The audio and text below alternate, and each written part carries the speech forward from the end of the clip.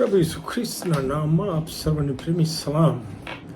ગીતશાસ્ત્ર 71 એમાં 1-24 કલમો છે અને આ ગીતની રચના કરનાર ગીતકર્તા વૃદ્ધાવસ્થાએ પહોંચેલ એક ઈશ્વર ભક્ત છે કે જે પોતાની જુવાનીથી યહોવા ઈશ્વર પર સંપૂર્ણ ભરોસો રાખીને જીવી રહ્યો છે.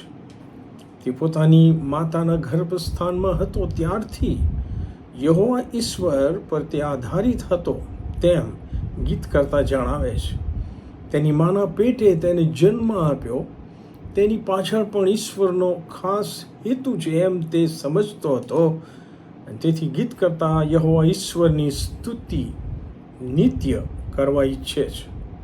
તમે જો ગીતશાસ્ત્ર 71, 5, 6, 8 અને 14 કલમ વાંચો તો ત્યાં આગળ ગીતકર્તા લખે છે કેમ કે હે યહોવા ઈશ્વર, તમે મારી આશા છો.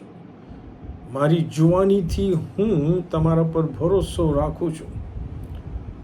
હું ગર્ભાવસ્થામાં હતો તે સમયથી તમે મારા આધાર છો. મારી માના ઉદરમાંથી મને કાઢનાર તમે જ છો. હું નિત્ય તમારી સ્તુતિ કરીશ. મારું મુખ તમારા સ્તવનથી ભરપૂર થશે અને આખો દિવસ તમારા ગૌરવની વાતોથી ભરપૂર થશે. પણ હું નિત્ય તમારી આશા રાખીશ અને તમારું સ્તવન દિવસે દિવસે અધિક કરતો જઈશ. તે ઉપરાંત આ ગીતમાં એ પણ જોઈ શકાય છે કે ગીતકર્તા જેણે પોતાના જીવનકાળ દરમિયાન ઈશ્વરના સામર્થ્યનો, વિશ્વાસુપણાનો, ન્યાયપણાનો, પરાક્રમી કામોનો, ચમત્કારોનો અનુભવ કર્યો હતો, તે બીજાઓને પ્રગટ કરવા માટે પણ આ ગીતકર્તા ખૂબ જ આતુર અને ઉત્સુક છે. કલમ 8 અને 15-17 એ લખે છે, મારું મોં આખો દિવસ તમારા ન્યાયપણા વિશે તથા તમારા તારણ વિશે વાતો પ્રગટ કરશે.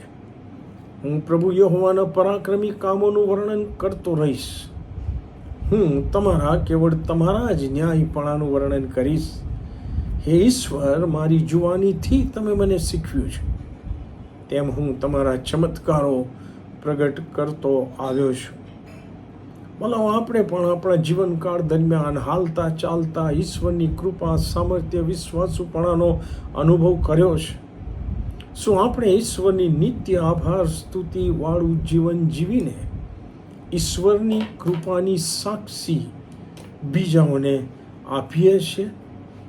ભલો આશીર્વાદિત થયા પછી બીજાઓના માટે આશીર્વાદરૂપ અને અસરકારક સાક્ષી બનવું એ ઈશ્વરની ઈચ્છા છે. આપણે યાદ રાખીએ.